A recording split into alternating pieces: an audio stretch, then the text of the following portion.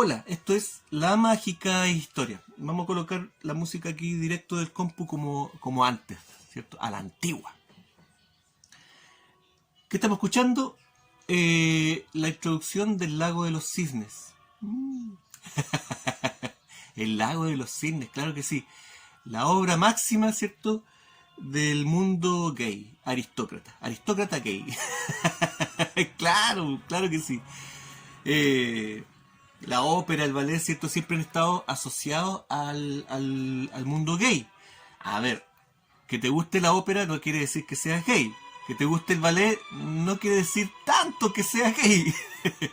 Pero si te gusta el Lago de los Cisnes, si lloras con la muerte del cisne blanco, eres gay. Claro que sí, es la hora cumbre, ¿cierto? De toda esta cosa eh, ambidiestra. ¿Por qué digo esto? Porque es importante dentro de lo que vamos a hablar. ¿Y de qué vamos a hablar? Del Lago de los Cisnes. Pero en realidad vamos a hablar de uno de los influencers de la antigüedad. Desde el Renacimiento eh, se han... eh, desde el Renacimiento han habido rasgos dentro de la cultura que han persistido hasta el día de hoy y que han influenciado mucho en la cultura popular, en el arte y la cultura popular hasta el día de hoy. Y por lo tanto forman parte de nuestro inconsciente, de nuestra psique inconsciente, colectiva. ¿Ok? Por lo tanto son elementos muy importantes que de alguna manera van creando esta red social de comportamiento inconsciente de las personas, ¿ok? Forman, de alguna manera, estos elementos forman parte y son piezas eh, de los paradigmas, de los distintos paradigmas que se han creado, paradigmas sociales. En fin, ya, me fui por... Tenemos muchos elementos que pasan piola y que hasta el día de hoy son muy importantes dentro de la cultura. Y el detalle está en que muchas de las personas que crearon estos elementos no son conocidos, pero son los grandes influencers de la historia y que no tienen un mayor reconocimiento, están ahí en las sombras, en segundo plano, pero que, wow, uno ni siquiera se da cuenta de dónde provienen algunos elementos culturales. Y eso es lo que vamos a ver ahora. Vamos a analizar a uno de estos personajes, pero antes de eso tenemos que hablar del Lago de los Cisnes. Sí, ok. ¿Por qué? ¿Tendrá esta pieza un origen, ¿cierto? En algunos de estos personajes. ¿Tendrá un origen místico, un poco más oscuro, un poco más esotérico? ¿El Lago de los Cisnes? Veamos. Para ver esto, para entender esto, hay que hablar de las personas que participaron de la creación del Lago de los Cisnes. ¿Ok? Partiendo, ¿cierto? Por la música. Su autor, ¿cierto? Reconocido, indiscutible, ¿cierto? Tchaikovsky. Ok, a pesar de que hay algunos comentarios que dicen de que alguna, algunos elementos musicales habrían sido aportados por otras personas, pero muy poco. Tchaikovsky es el compositor, el autor de la música del Lago de los Cisnes, ¿cierto? Ya, veamos. Tchaikovsky. Él nació dentro de una clase, dentro de una familia de clase media. Su padre era administrador de algunas empresas, qué sé yo, y, y esta familia, sin llegar a ser pobre, eh, tenían, por ejemplo, servidumbre, qué sé yo, no eran nobles ni aristócratas tampoco. Y esto marcaba una separación en la sociedad rusa del siglo XIX, una marcada separación del... Entonces, el padre de Tchaikovsky tenía ambiciones aspiracionales con su hijo, quería que su hijo ascendiera un poco más en el estatus social. Y para esto lo inscribió en un instituto que dentro de la aristocracia rusa era conocido como cotilleo, digamos, como un lugar, como un instituto que era permisivo con el comportamiento homosexual de algunos de sus alumnos. Y se decía de que incluso dentro de este instituto había comportamiento homosexual, ¿cierto? Por lo tanto, se decía que era el instituto para los gays, una cosa así. Bueno, Tchaikovsky estudió aquí y él, dentro de los biógrafos que hay ahora, es reconocido transversalmente como un homosexual reprimido, ¿m? Que nunca se hizo pública su homosexualidad, pero sacan estos biógrafos a través de sus cartas, en donde sí Tchaikovsky hablaba abiertamente de este tema. Llegan a la conclusión de que definitivamente el hombre debía haber sido homosexual, ¿ok? Este asunto de hablar de la sexualidad de un compositor como Tchaikovsky no tiene relevancia, no debería por qué ser relevante, ¿cierto? Hablar de una persona que fue famosa no por su vida personal, sino que por su trabajo, un gran trabajo, ¿cierto? Este compositor se adelantó mucho a su tiempo. Muchas de sus obras habrían servido como soundtrack de películas de los años 40 o 50. Hay pasajes, ¿cierto? En el Cascanueces también, por ejemplo, hay pasajes donde hay verdaderos bajos de jazz. Tum, tum, tum, tum, tum, tum, tum, tum, tum, tum, tum. Cosas así. Muy adelantado Tchaikovsky en su nivel de composición, pero muy incomprendido también en su tiempo. ¿Ok? Claro, los innovadores siempre tienen problemas en ese sentido. Bueno, se dice, ¿cierto? Hay algunas personas que dicen que lo que habría gatillado, esta es una tontera, pero lo dicen, que la homosexualidad de Tchaikovsky se habría gatillado por un trauma generado por la muerte de su mamá, ¿ok? Su madre habría muerto de cólera, esta enfermedad, una enfermedad bastante desagradable, ¿cierto? ¿Para qué vamos a entrar en detalle? Y esto lo habría afectado mucho y le habría generado un trauma que habría durado algunos años, y yo creo que realmente fue un trauma que él nunca superó y que finalmente afloró en los últimos años de su vida. En fin, una tontera, ¿cierto? Decir de que un evento de trauma te genere una homosexualidad, en fin, pero un poco para mostrar las cosas que se hablan. Pero, ¿por qué este detalle es importante en lo que estoy diciendo? Por lo siguiente. Resulta que Tchaikovsky no era un buen alumno, ni siquiera mediocre, era un mal alumno. Era penca para los estudios, porro.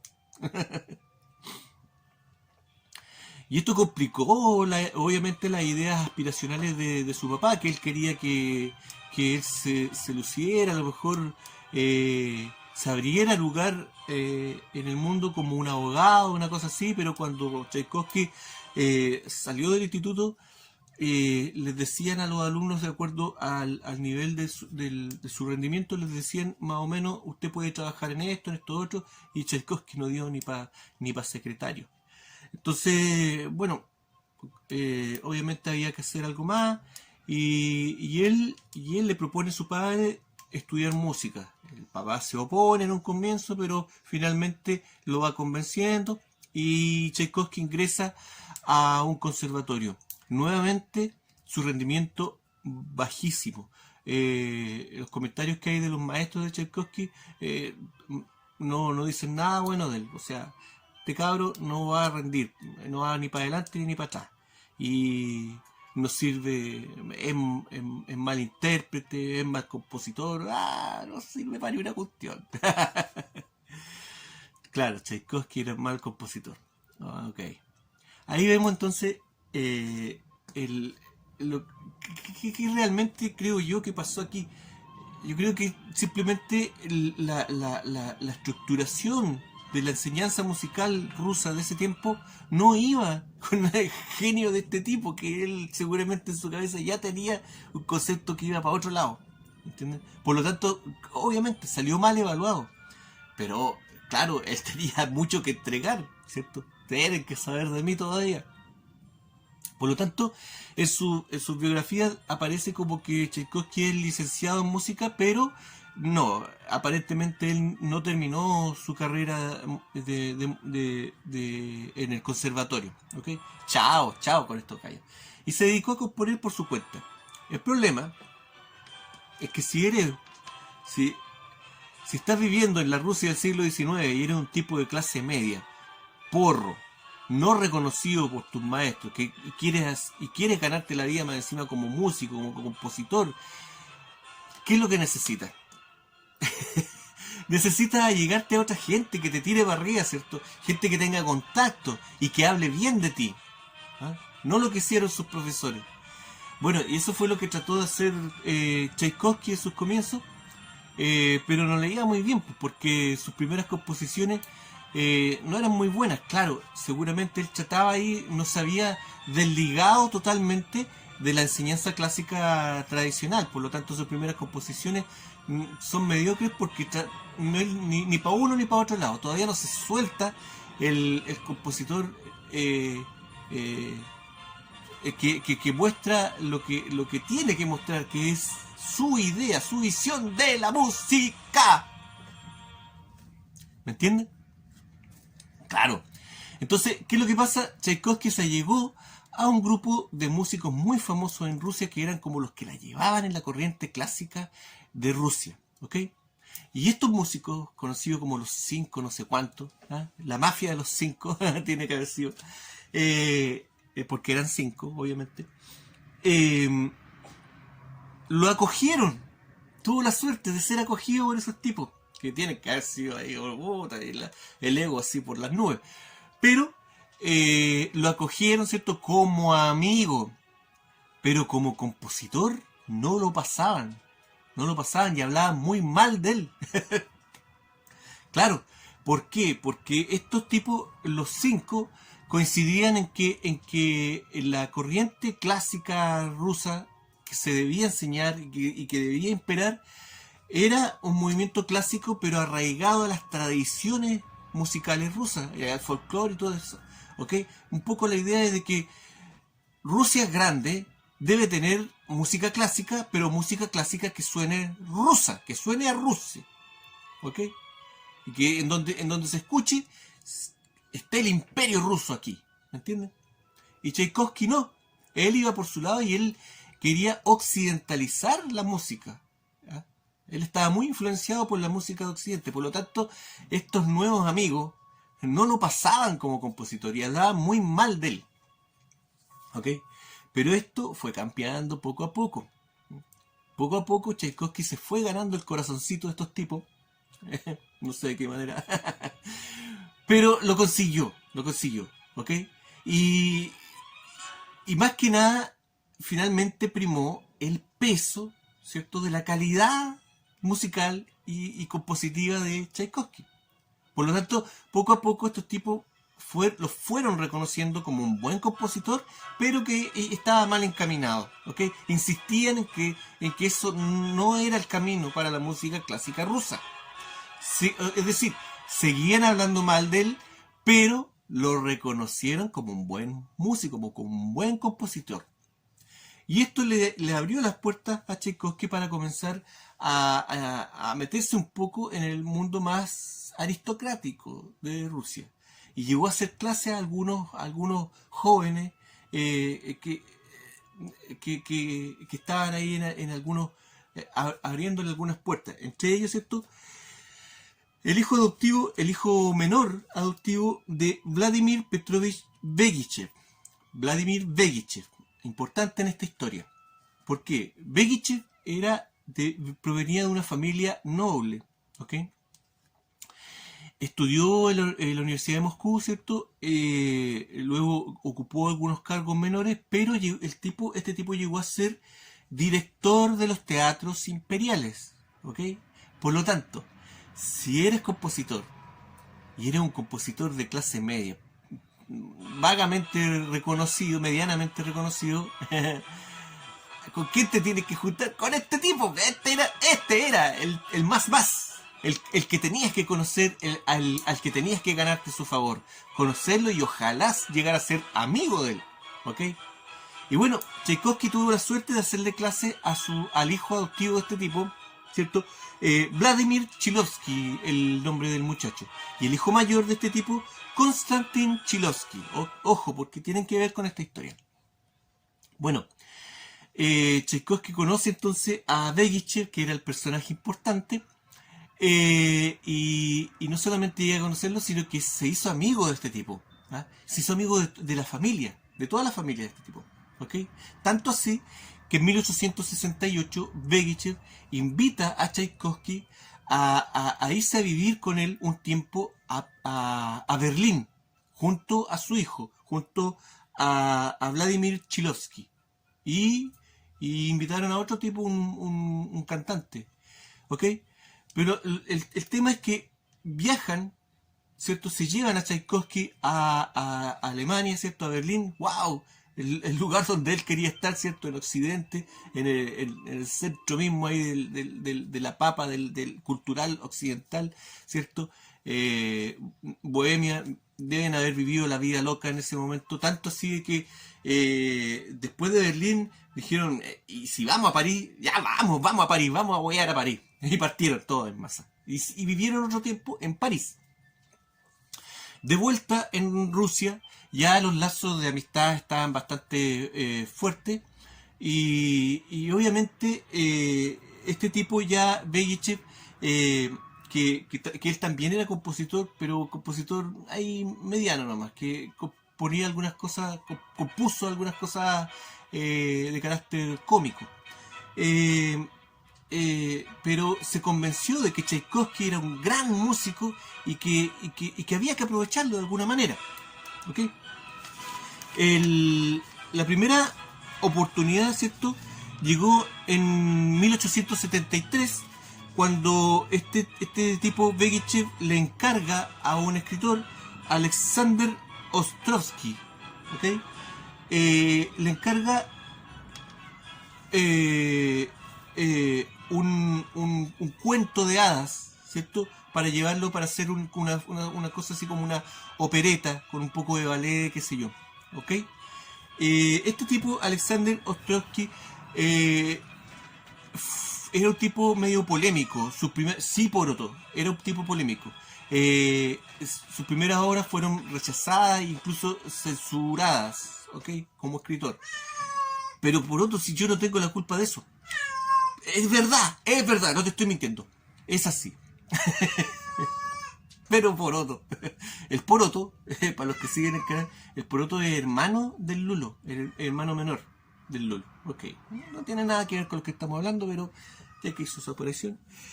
Ok, el tema es que crean esta obra, ¿cierto?, basada en un mundo mágico, una obra para niños, un mundo mágico, un mundo de hadas, ¿cierto? Pero ¿qué es lo que tenemos acá? Hay una cosa que no hemos dicho, y es que este mundo de la ópera, del ballet, de la música clásica, ¿cierto?, en el siglo XVIII, en el siglo XIX, en ese tiempo eso era para nosotros lo que hoy en día es Hollywood, ¿ok?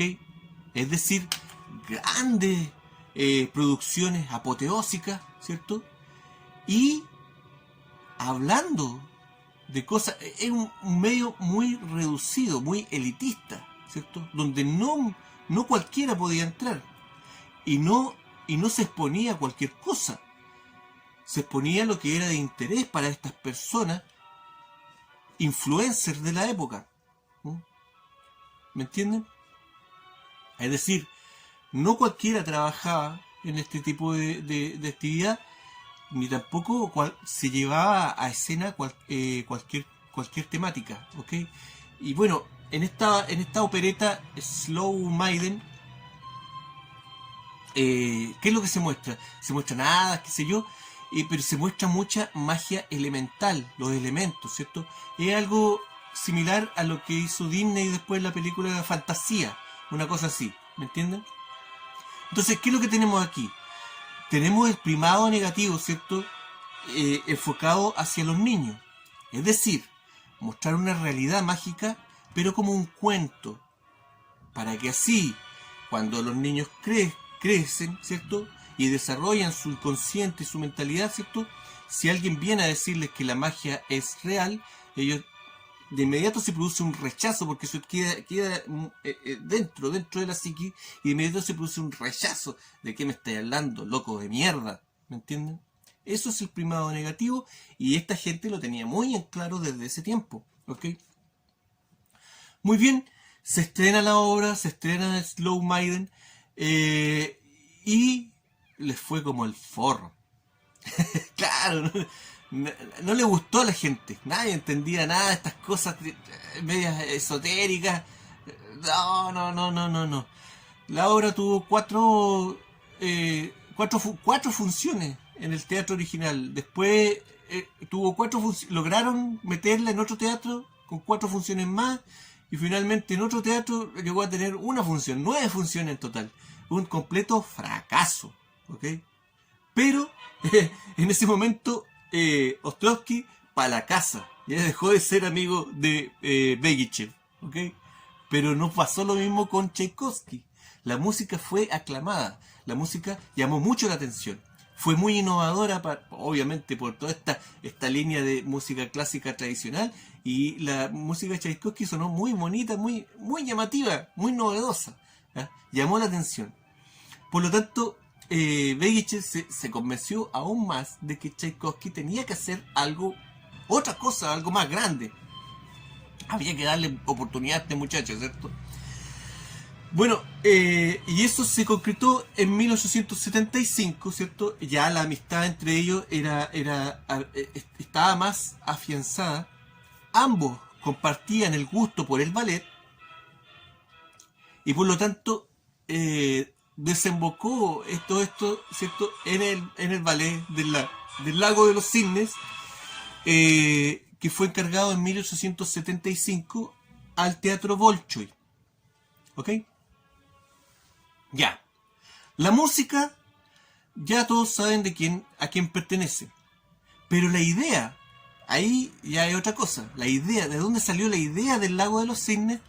Se discute, ¿ok? Hay algunos que dicen que Begichev sería el autor de la temática de este asunto, de la idea, qué sé yo.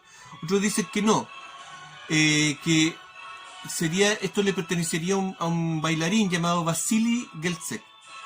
Y otros incluso que se lo atribuyen a un coreógrafo checo o austrohúngaro, perdón, llamado Julius Reisinger. ¿Ok? La verdad es que lo que yo veo aquí es que tenemos un grupo de amigos con esta idea de llegar adelante un proyecto más grande, ¿cierto? Y creo que todos aportaron un poco dentro de la idea de la historia del Lago de los Cisnes, el concepto y todo eso, ¿ok? Y fue finalmente refinado poco a poco. Pero lo que sí hay un consenso entre las personas que investigan este asunto es que el Lago de los Cisnes está basado en un cuento, ¿ok? Y aquí viene lo importante. El cuento está dentro de un libro que es un compilado de un autor que vamos a hablar después ahora mismo, pero después. Un libro de cuentos, ¿cierto? Y el cuento se llama El velo robado. ¿ok? Y se le atribuye también otros cuentos rusos. Hay un cuento que se llama El Pato Blanco, qué sé yo. Hay personas, investigadores también que rusos, que obviamente no les gusta esta cosa porque el autor de este cuento es alemán. Entonces no les gusta esta cosa de que sea la obra máxima del ballet clásico sea basada en un cuento alemán, y dicen, no, estas historias estaban en Rusia, qué sé yo, pero no. En general, la idea general es que el Lago de los Cisnes está basado en este cuento, El Velo Robado. ¿Ok? Importante. Eh, bueno, Tchaikovsky cobró 800 rublos por su pega en este asunto. Esto habla también del tema monetario de los grandes compositores de esta época, en donde la mayoría vivían ahí nomás, a pesar de tener un gran reconocimiento. ¿Por qué? Porque claro, se les pagaba una sola vez y después no se les pagaba derecho de autor, nada. De hecho, Tchaikovsky, pese a que después de esto, El Lago de los Cisnes fue su primera gran obra, pero después tuvo todo el reconocimiento con lo que vino después, ¿cierto? El Cascanueces, la obertura de 1812, ¿cierto? Ta ta ta ta ta ta ta ta tan, tan, con los cañones y todo el asunto, ya haciendo lo que el hombre quería hacer, ¿ok? Pero aún así, la parte monetaria nunca fue tan buena, ¿ok? Y esto lo llevó incluso a buscar mecenas, y encontró una señora que era empresaria, una señora rusa, que lo mantuvo por 14 años. ¿Ah? Y lo dejó de mantener unos pocos años antes de su muerte. Tchaikovsky se casó también, se casó con una chelista, creo, o una mujer ligada a la música. Se casaron, obviamente hubo bastante amor ahí, así como esta señora, su benefactora, estaba enamorada de Tchaikovsky, su señora obviamente también, pero su matrimonio duró un mes. Obviamente, después de casado, seguramente Tchaikovsky le reveló la verdad a su señora y no había nada que hacer. En fin, eh, estamos, ¿cierto?, en la creación de este asunto. Y, y bueno, como dicen algunos, el grueso de la obra, al parecer, fueron conversaciones entre Tchaikovsky y Begiche, ¿cierto? Y después vinieron, ¿cierto?, estas otras intervenciones, ¿cierto?, de este bailarín, y finalmente del coreógrafo, ¿ok? Que este coreógrafo, yo creo que lo contrataron porque necesitaban a alguien con experiencia para crear la coreografía del ballet, ¿ok? La idea ya estaba hecha, pero necesitaban a alguien que afinara ahí el asunto, y por eso contrataron a este señor Julius Reisinger, que él hizo su pega y se fue, ¿ok? Él no formaba parte del grupo de amigos que estaban en esta obra. El hombre se le pagó para algo, lo hizo y chao, ¿ok? Por lo tanto, por eso yo creo que él no participó en la parte del conceptual del lago de los cisnes, ¿ok? Como sea, vemos que este cuento estuvo presente, ¿cierto? ¿Y por qué? Porque, porque ahí, en este cuento, hay algo que llama mucho la atención dentro del mundo gay. Esta idea, ¿cierto?, de este cisne que se transforma, que de día es una cosa y de noche es otra. Es una idea que reaparece nuevamente hoy en día, por ejemplo, de forma cómica en la película Shrek, ¿cierto? Claro, claro, eso es una idea muy atractiva en el mundo gay, ¿cierto? Y este cisne que se transforma, ¿cierto? Logra atrapar el amor de un príncipe. O sea, ya no puede ser una fantasía ¿me entienden? Más elaborada, ¿ok? Por lo tanto, claro que este cuento iba a ser muy atractivo para las personas homosexuales de ese tiempo, de la Rusia del siglo XIX. Bueno, Tchaikovsky termina en, compone este asunto entre los años 1875 y 1876 y termina de afinar los detalles, termina de componer la obra en una finca en Glebovo, en la finca del hijo mayor, del hijo adoptivo mayor de Begichev, Konstantin Chilovsky. ¿Okay?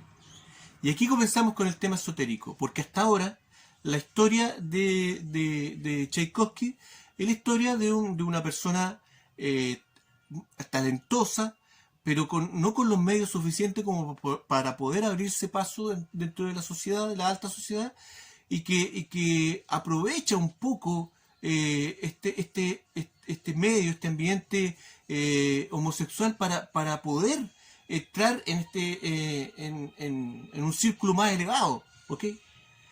Pero hasta ahora Tchaikovsky no tiene nada que ver con cosas esotéricas ni nada por el estilo. Hasta ahora. Hasta que aparece este personaje Konstantin Chilovsky, el hijo adoptivo mayor de Begichev. Que sí, él en su finca, ¿cierto? Era una finca bohemia en donde pululaban grandes personajes de la cultura y el arte, ¿cierto? Pero también del esoterismo. Magos. Y este mismo señor es catalogado como un mago, como un brujo, muy allegado, hasta iniciado, ¿cierto? Un iniciado.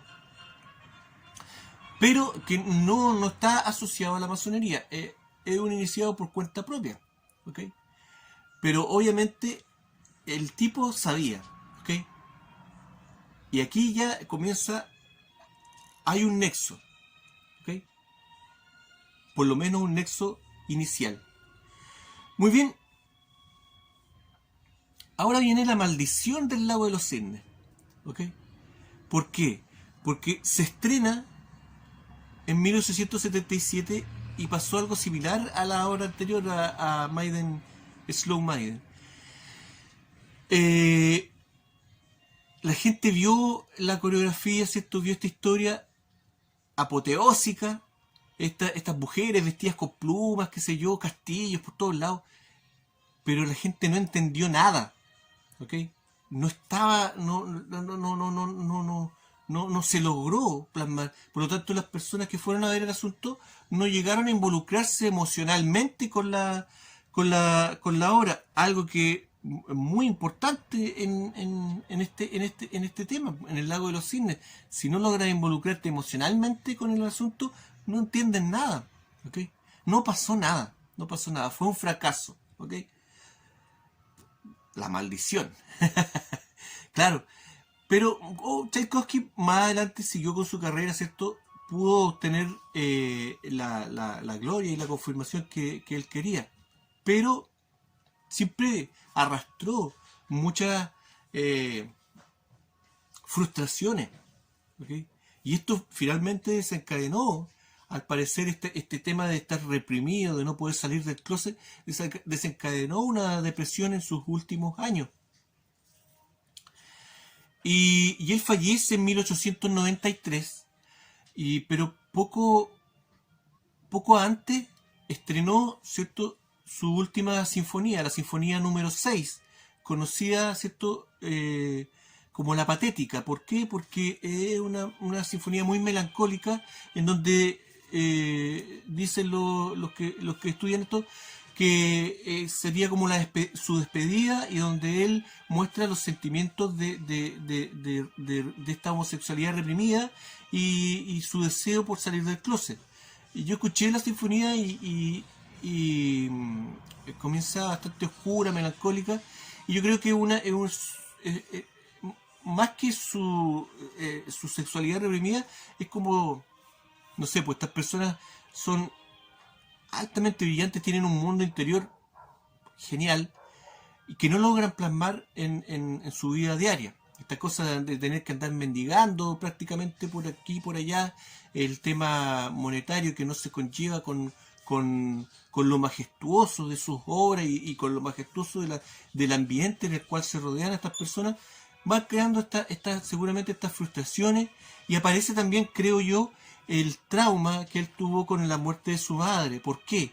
Porque la muerte de Tchaikovsky se le atribuye a que se enfermó de cólera, pero hay personas que creen que hay pruebas suficientes para creer de que él se autoindujo la enfermedad.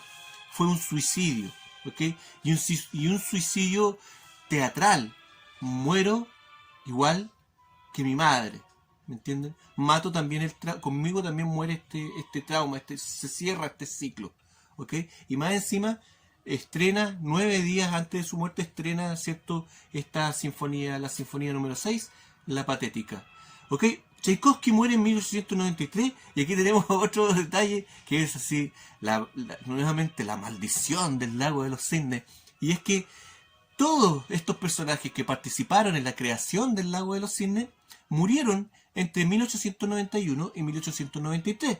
Tchaikovsky en 1893, el coreógrafo Julius Reisinger en 1892, Begichev en 1891, Konstantin Chilovsky en 1893. En fin, vemos que en esos 2 años fallecen todos los personajes que estuvieron involucrados en la creación del Lago de los Cisnes. ¿Habrá algo ahí, una mala onda metida ahí? No sé, pero es un dato interesante.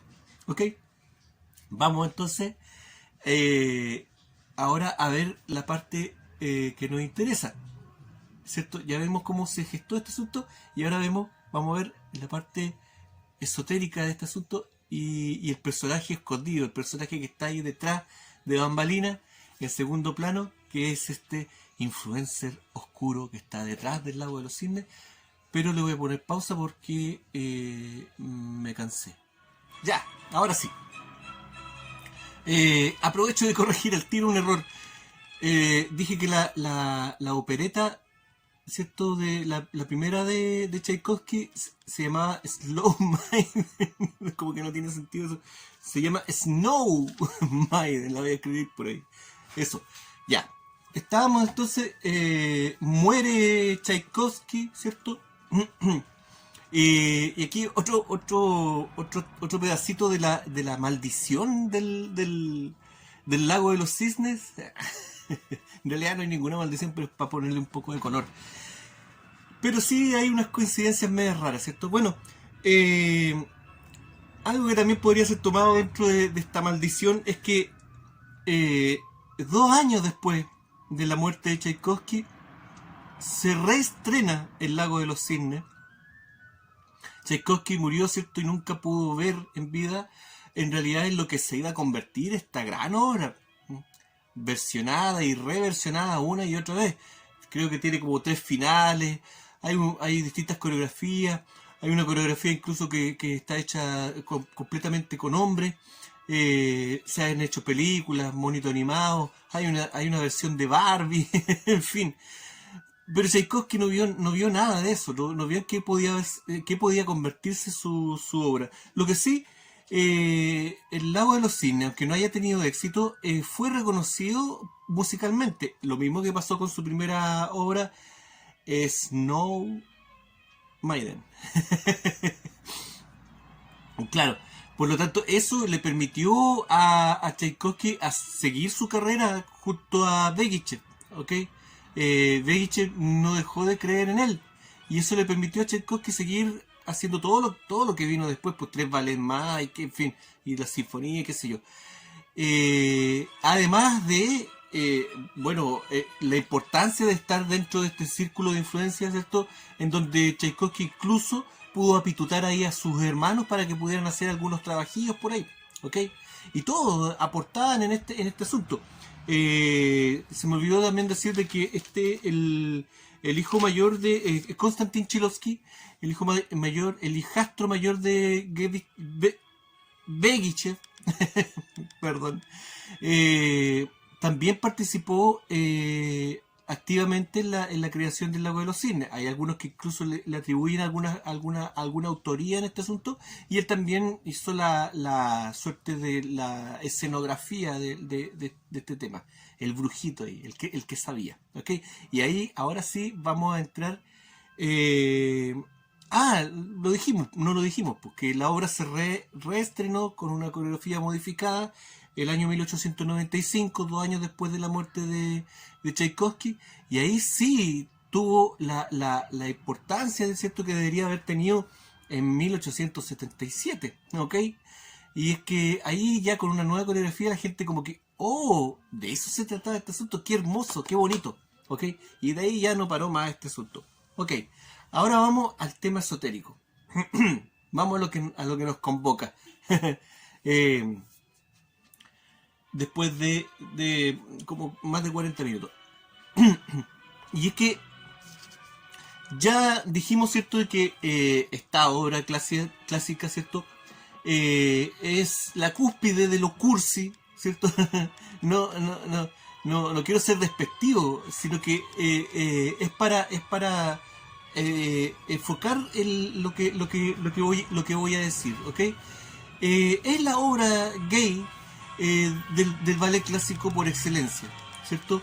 Ya vemos que hay una idea en esta historia basada en este cuento, El velo robado, que es muy atractiva para el mundo homosexual, ¿cierto? Esta historia del príncipe enamorado, de este cisne que transmuta en una mujer, ¿cierto? En fin, y que finalmente se enamoran y pueden perpetuar su amor en el más allá, ¿ok? Bueno, hay que decir que dijimos, ¿cierto?, que habían 3 finales para el Lago de los Cisnes, ¿cierto? El original, que es un final trágico, en donde la pareja principal, ¿cierto?, el príncipe y Odette fallecen, ¿cierto? Y Odette se lleva al príncipe abajo del lago, ¿cierto? Abajo del lago, ¿ah? Y abajo del lago pueden vivir por fin su amor como corresponde, y fruto de este amor incondicional, muere el brujo que le ha dado la maldición a la niña, ¿cierto? Hay otro final que es medio trágico y otro que es con un final feliz. El medio trágico es donde solamente el cisne blanco muere, ¿cierto? Solamente la niña. Y en el final feliz, el príncipe se enfrenta al mago, se enfrenta al poder oscuro y finalmente gana, mata al mago y la pareja vive feliz en este mundo. ¿Ok? Ya. Pero ¿dónde estará lo esotérico en eso? Si es un cuento cursi, pero no hay por dónde sacarle lo esotérico a esto. Bueno, la primera pista, ¿cierto?, es el nombre del cuento, ¿ok? Vamos a ver con calma. El velo robado, ¿cierto? ¿A qué se nos asemeja? ¿Ah? Ya lo habíamos visto. Voy a dejar el pantallazo por ahí si quiere revisar, si es que no lo ha visto, el tema de este cuento, ¿cierto? No es el cuento, el mito, ¿cierto?, de Ishtar y Ereshkigal, ¿cierto? Estas dos hermanas gemelas de los dioses, de los seres celestiales, ¿cierto? Una blanca y la otra negra, una positiva y la otra oscura, ¿cierto? Y vemos como Ereshkigal, la diosa del inframundo, ¿cierto?, cuando Ishtar, la estrella, baja a visitar a su hermana para consolarla, ¿cierto?, Ishtar le roba los 7 velos. Los 7 velos, ya lo vimos en otro video, ¿cierto? Las 7 joyas, el baile de los 7 velos, qué sé yo. El velo robado, ¿ok? El nombre del cuento ya nos indica la relación con el mito, ¿ok? Y la forma del cuento, ¿cierto?, en donde está el cisne blanco y el cisne negro, ¿cierto? El cisne negro es la hija del brujo, ¿cierto? La historia del Lago de los Cisnes, más o menos resumida, es que está este príncipe, ¿cierto?, que va a celebrar su cumpleaños, pero la noche anterior, ¿cierto?, la mamá del príncipe le dice que en su cumpleaños él tiene que elegir por fuerza una mujer para casarse. Y el príncipe no quiere. Obviamente, sí, es un tema aquí. Y como consuelo se va con sus amigos, se va a casar, ¿cierto? Y van a cazar los cisnes ahí al lago, pero él se arrepiente de cazar al cisne porque ve cómo el cisne se transforma en una mujer y que él es la protagonista, ¿cierto?, que ha sido maldecida por este brujo, ¿ok? Y al otro día aparece la niña, pero no es la niña, es una gemela, que es hija del brujo, ¿ok? Y el príncipe se casa con ella, ¿cierto? Y en fin, ahí ocurre la trama hasta que finalmente los dos llegan a morir al lago, ¿cierto? A este espejo de agua, ¿cierto? Y la niña arrastra al príncipe hacia abajo, hacia el submundo, ¿ok? En algunas coreografías, yo no sé si será la original o no, pero en algunas coreografías comienza el lago de los cisnes mostrando la maldición, ¿cierto? Mostrando al brujo raptando a la niña, ¿cierto? Y llevándosela a través de un espejo al otro lado del espejo, ¿ok? Una clara alusión a la magia, ¿cierto? Elemental, a la magia de espejos, a la magia de espejos naturales, ¿cierto? El lago de los cisnes, que es el lago es la puerta interdimensional entre la vida y la muerte, en fin, ¿ok? Ya se comienza a ver un aspecto más esotérico, pero vemos, y aquí está la importancia de saber este asunto del grupo gay, digamos, que estuvo en la creación de este tema, y es que Tchaikovsky no tenía nada que ver con esoterismo, Begichev no sé, ¿cierto? Ellos seguramente escogieron la temática porque esta historia les parecía, lo identificaba mucho a muchos personajes de la nobleza que estaban en esta situación de no poder salir del closet, ¿ok? Y esta historia magnífica, bella, ¿cierto? Cursi, pero muy bonita, ¿cierto? Lo identificaba mucho. Entonces, por ese lado, esta historia del velo robado tiene que haber cautivado a todos estos personajes. Pero ya vemos que había uno que sabía, él estaba ahí, el malito, el brujo del personaje. Incluso la historia misma del Lago de los Cisnes se puede trasladar con los personajes que estuvieron en la creación de este asunto. Tenemos el brujo, ¿cierto? En fin. Konstantin Chilovsky, ¿cierto? Él sabía que había otra cosa detrás de este tema, ¿ok? Pero tenemos los dos cisnes. Aquí hay otro detalle antes que se me olvide, antes que se me vaya la idea. Y que tenemos el cisne blanco y el cisne negro. Eso ya está interiorizado en nuestra psique, ¿cierto? Y obviamente el cisne negro es la hija del brujo malo, ¿cierto? También la hija maligna, porque también ella engaña al príncipe, qué sé yo. Y tenemos el otro cisne, el cisne blanco, obviamente la niña buena y todo ese asunto. ¡No! Y aquí viene el meollo del asunto, que es que en la coreografía inicial no existía el cisne negro. Eran iguales al principio. Claro, son hermanas gemelas. Y la historia de la mitología también. Ishtar es idéntica con Ereshkigal. Son iguales. Lo único que una es maligna y otra es benigna. Pero en el lago de los cisnes, ¿cuál es cuál entonces? Ahora ya se identifica, ¿cierto? Está el cisne blanco y el cisne negro. Pero esa idea apareció en las coreografías de los años 40. De ahí para atrás eran los dos blancos. ¿Cuál es la maligna y cuál es la benigna? Bueno, ¿de dónde viene? En el mito, ¿cierto? Ereshkigal es maldecida por los dioses y obligada a vivir en el inframundo, ¿ok? Y está esta suerte de dualidad, de maldición también, de que un cierto tiempo eres una cosa y otro cierto tiempo eres otra, reflejada, ¿cierto? En su matrimonio, cuando baja este dios, ¿cierto? Este príncipe de los dioses, Nergal, ¿cierto? Y se casa con ella y es obligado a vivir 6 meses en el cielo y 6 meses en la oscuridad, qué sé yo. Vemos esta dualidad también, ¿cierto? De esta maldición, de ser un tiempo una cosa y estar en un plano, y en otro tiempo otra cosa y estar en otro plano, ¿ok? Entonces, ¿quién es el cisne blanco? Ereshkigal, es la diosa del inframundo, y que se lleva al príncipe hasta el inframundo para poder vivir con él allí su vida, tal cual como Ereshkigal se lleva a Nergal al inframundo, lo secuestra para vivir abajo. Claro, el lago de los cisnes, ¿cierto? Es una apología, no sé cómo decirlo, de la diosa maligna, ¿ok? Y ahí está el significado oscuro de la historia de este asunto. Le estoy echando a perder la infancia, no sé, a mucha gente.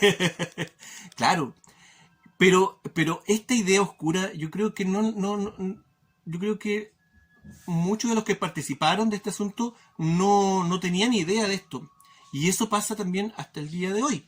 Veíamos, ¿cierto?, de que en la masonería la definición del arte no era por una cosa estética, sino que el arte era un medio por el cual se transmite conocimiento, datos, ¿ok?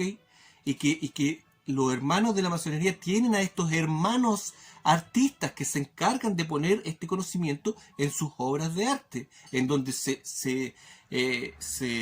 instruye a la masonería. Antiguamente se les instruía a ir a los museos a ver estas piezas de arte, estas pinturas, esculturas, lo que sea, e instruirse de ellas con este conocimiento no explícito, sino que implícito, ¿cierto? Luego, ¿cierto? En el siglo XVIII, XIX, este mismo concepto se llevó a esta cosa apoteósica de la ópera, del ballet, ¿me entienden?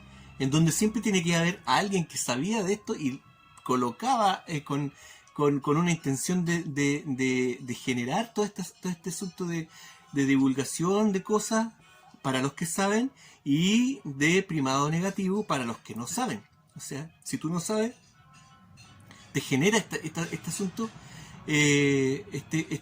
esta no de educación, sino que no sé, es como es, ese rechazo que te provoca luego de ver estos temas en la realidad. Pero el que sabe lo que está metido ahí y va a buscar información, ¿cierto? Bueno, ¿quién es el autor finalmente del Velo Robado? Es un escritor alemán, Johann Karl August Musaus, ¿cierto? Johann Musaus, que vivió en el siglo XVIII. También de una familia de clase media. Su padre por trabajo tuvo que viajar y lo dejó encargado a él a un tío. Un tío que era doctor, parece. Finalmente dicen que el tío lo indujo a estudiar teología para ser cura. ¿Ok? Y este muchacho, ¿cierto?, ingresa a estudiar teología y le va bien. Le va bien, se destaca. Pero algo pasa que una vez que él se licencia, ¿cierto?, termina su estudio teológico, no le dan una parroquia. Algo pasa, ¿entienden? Y pasan 3 años, se demoran 3 años en darle una parroquia. Y cuando finalmente se la dan, después se la quitaron. ¿Por qué? Porque lo acusaron de haber sido sorprendido bailando.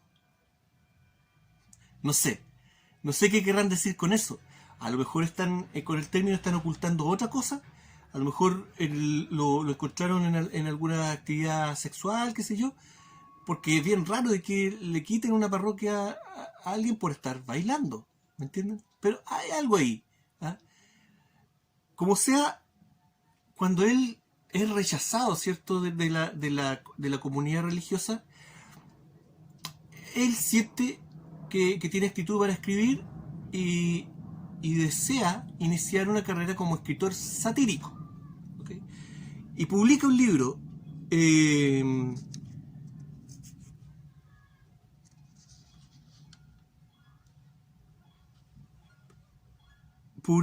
llamado Grandison el Segundo, que después lo vuelve a hacer, lo reedita, digamos, con otro nombre que se llama El Grandison, ¿cierto?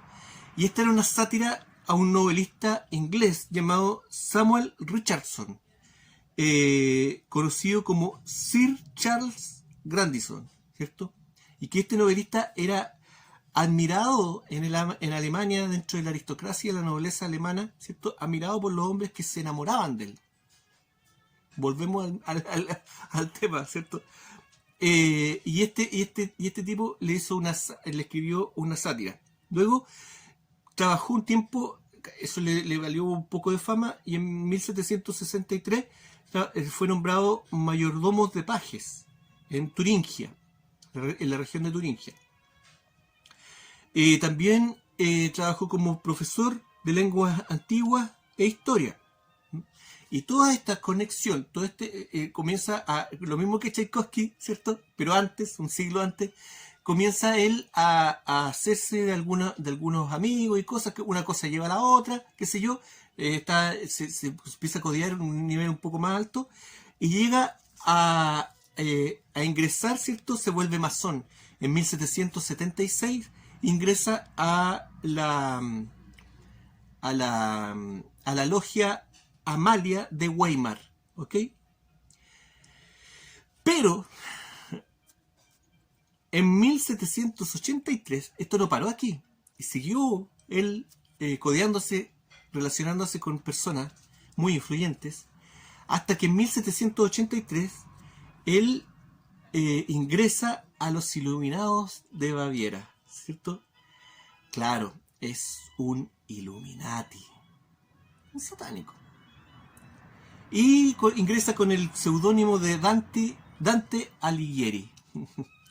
Ok. Bueno, él qué quería hacer en la vida después de haber sido rechazado y haber comenzado con este odio hacia la religión también es importante. Esto se ve dentro de los personajes importantes que ingresan a la masonería o a este asunto de los Illuminati. Se ve que tienen muchas veces en su biografía tienen un quiebre con la religión y muchas veces muchos de estos personajes son muy espirituales, comienzan con una atracción hacia el mundo religioso. ¿Mm? Vemos ahí cómo está ahí el juego ese. Luego de hacerse Illuminati comienza a publicar de nuevo, pero aquí vemos que él también vivió una suerte de frustración porque él quería ser escritor satírico, escritor casi cómico, pero extrañamente luego de ingresar a los Illuminati comienza a escribir otro tipo de cosas, comienza a hacer prácticamente una carrera en donde compiló un montón de cuentos folclóricos alemanes, pero cuentos especiales, no cualquier cuento, ¿ok?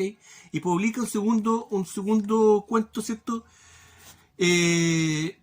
En 1779, perdón, antes de volverse Illuminati, publica un segundo libro en donde él debate, critica, ¿cierto?, una tendencia que había en ese tiempo, la fisiognomía, que era predecir el futuro de las personas a través de sus rasgos faciales. Si una persona era buena, era mala, si iba a ser un delincuente, si iba a ser un empresario, eso. Y él publica un libro criticando esa tendencia. Y luego de hacerse, entablar esta relación con los Iluminados de Baviera, ¿cierto?, publica en 1782 estos cuentos populares alemanes, una compilación de estos cuentos en donde viene el velo robado que sirvió de base, ¿cierto?, para el lago de los cisnes, ¿ok? Pero vienen otros cuentos acá, y esos cuentos inspiraron a los hermanos Grimm, ¿cierto? Y los hermanos Grimm prácticamente reversionaron los cuentos que venían aquí, ¿cierto? Y escribieron La Cenicienta, El Príncipe y la Rana, Hansel y Gretel, Rapunzel, Rumpelstiltskin, La Bella Durmiente y Blancanieves. ¿Ok? Este señor recopiló todos esos cuentos de la tradición alemana en este libro y los hermanos Grimm los reversionaron. Y luego, ¿cierto?, ¿quién lo llevó a la pantalla para todos nosotros para hacerlo universalmente conocido? Walt Disney, ¿cierto? Disney le dio una vital importancia a cada uno de estos cuentos. Todos fueron llevados a la pantalla por este señor masón y remazón, ¿cierto? Claro, le dieron mucha importancia porque sabían, ¿cierto? Ya sabemos que está el que sabe y que aprende, que ve y dice, esto hay que mostrarlo, y está el que no sabe y que después de ver ese asunto queda con la idea en la cabeza de que eso es solamente fantasía, ¿ok? Y vemos la importancia y la influencia que tiene este señor, que es muy poco conocido, en nuestra cultura popular y en nuestra psiquis, ¿cierto? En nuestro subconsciente a través de esta cultura popular. ¿Ok? Pero esto no termina aquí. Él sigue publicando, ¿cierto? Siguió haciendo compilados de cuentos, algunos como de historias de terror también, fantasmagonia o algo así. Publicó en 1785, en 1787, y en 1787 publicó su último compilado porque en ese año falleció. Pero posteriormente, en 1791, un dramaturgo y sobrino de él, August von Kotzebue, algo así, no voy a poner, publicó una obra, un último compilado póstumo, ¿ok? Entonces vemos aquí que él, después de asociarse en la masonería, seguramente esa fue su labor dentro de la hermandad, ¿cierto? Divulgar todo este conocimiento, divulgar toda esta cultura popular, pero que tenía mucho conocimiento dentro de esa historia. Y lo vemos a través de las películas de Disney, ¿cierto? Todas estas historias tienen la magia, ¿cierto? Tienen la monarquía, pero la monarquía ligada a la magia, la nueva monarquía, ¿cierto? Distinta de la monarquía anterior, como en España, la monarquía española actual, distinta de la monarquía católica, ¿ok? Es otra cosa, es una monarquía mágica, como la inglesa, en fin.